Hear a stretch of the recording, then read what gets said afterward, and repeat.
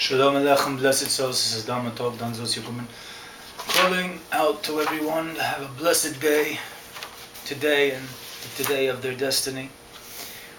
I want to respond, as I mentioned before, in previous video, maybe one or two of them, the idea of reaching out to those who connected me on MySpace, YouTube, and my face.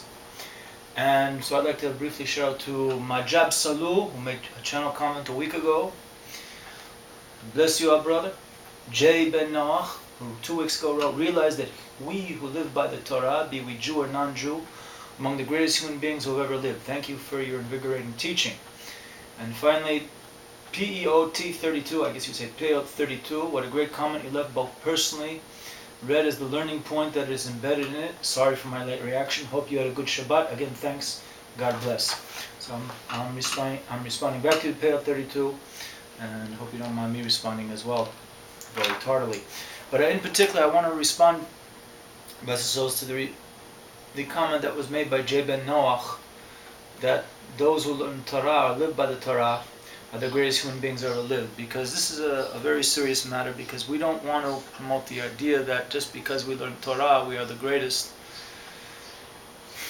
We have to be humble and subdued in a joyful way, not in a sad way, that we have been elevated to the point where we have a certain perception that life is more than just as one sees with the fleshly eye, but also with the eye of the intellect. Just as importantly, last but not least, the eye of the intellect of the heart. So that being said, there has been a struggle throughout creation from the very beginning, which is elucidated very briefly in this short story about one chassid, a young man who went to the second Lubavitcher Rebbe, Rabbi Dov Ber of Lubavitch, who lived from 1773 and ascended to the next stage of life in 1827. And what happened was he went to the Rebbe for Yechidus, where we basically have a one-on-one session with the Rebbe for a certain amount of time, to request a rectification for the sensing what he called Hergeshes Hayeshalo, meaning some sensing of oneself to the point where I guess it could be interpreted that he's serving the Most High and being in brotherhood with others out of a sense of self-gratification, as opposed to a higher realm of awareness that we're here to serve the Most High and to help people as much as we can, not to be gratified, but to make that connection with the one who said, and the world was and is and always will be. So the chassid asked the Rebbe if the Rebbe knew what Hergeshes Yesh. The Rebbe asked him, do you know what Hergeshes Yesh means? So the young man didn't want to answer, but he wanted to hear exactly what the Rebbe said. So the Rebbe said to him, you're requesting a rectification upon something. You should know what this thing is, and then perhaps you'll really understand what type of rectification you'll have to make. It's a known thing, the Rebbe continued, that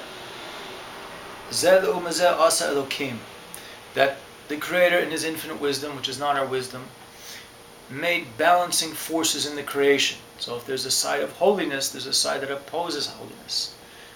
Otherwise known as the Sitra Kedusha, the side of holiness, and the Sitra, the Achra, the other side, which opposes it. But the reason why Sitra Achra comes to oppose is that the person or individuals gathering together with resolve to serve the Almighty and to be in service in terms of helping other human beings and the rest of the planet, okay, they are to arouse themselves a greater power in order to overcome the obstacles, the tests, the trials and tribulations that one can encounter when one wants to approach the Most High in a most sincere way. So the Mittler Rebbe went on to say that when the Almighty was giving a purpose to every created being, He came to the side of holiness, Sitra Kedusha, and said that his job will be, or its job, the side of Kedusha, the side of unholiness is not male or female, they're just created beings. Just to say, like angels are not of any sexual gender. So the side of holiness was given the job of revealing the truth in the world, and the Sitra Achra was given the responsibility of denying the truth and promoting falsehood. So the side of falsehood, the Sitra Achra said, no one's going to believe me. Why would they want to listen to my words? The Master of all the worlds, the Most High, the Ein Sof Baruch Hu, the Infinite Creator, said to him, don't worry, they'll listen to you.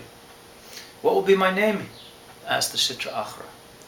And the Almighty told it, we don't want to get into gender gender naming here.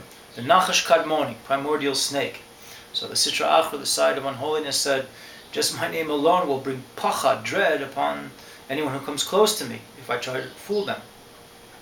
So the Almighty told him, don't fear, I trust that you will do your job. So as we know, the Nachash Kadmoni, the primordial snake, came to Adam and Eve, Adam and Chava, and we know the rest of the story. They fell. At first Adam didn't want to hear his voice, but then the Nachash Kadmoni fooled Chava, or Eve, and she called her husband to fall. And afterwards Adam and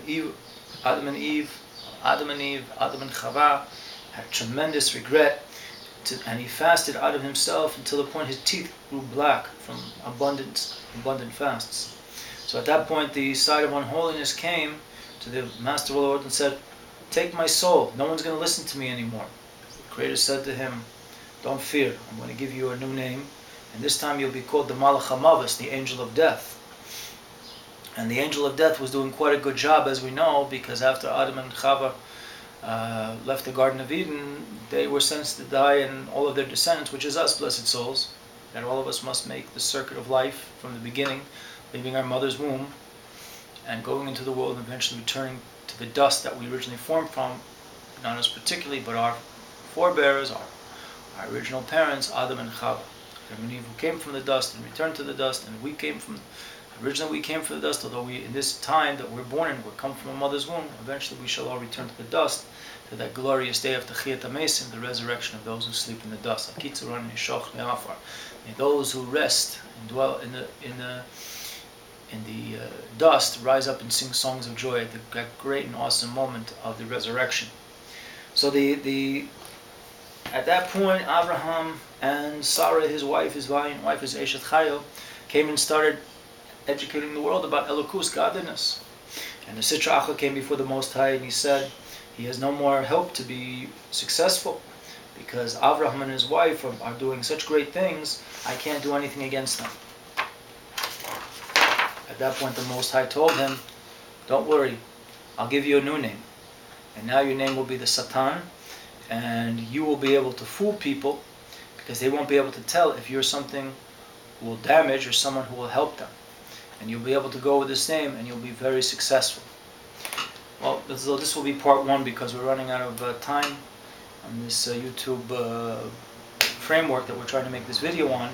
So hopefully with the part two of the Tikkun of Hergesh Yesh, self-gratification, we will continue to elaborate. So, and I want to respond a little bit more elaborately to J. Ben Noach, who most thoughtfully wrote that channel commentary on YouTube. So in the meantime, blessed souls, this is Dam Talk saying, Shalom, Lahamshich, to be continued. Sababa, rejoice, Hav Echad, one love, Gorel Echad, one destiny, Babori Echad, in the one Creator, the Kulan of all of us, but Darchi known in a pleasant way, but Darchi Shalom.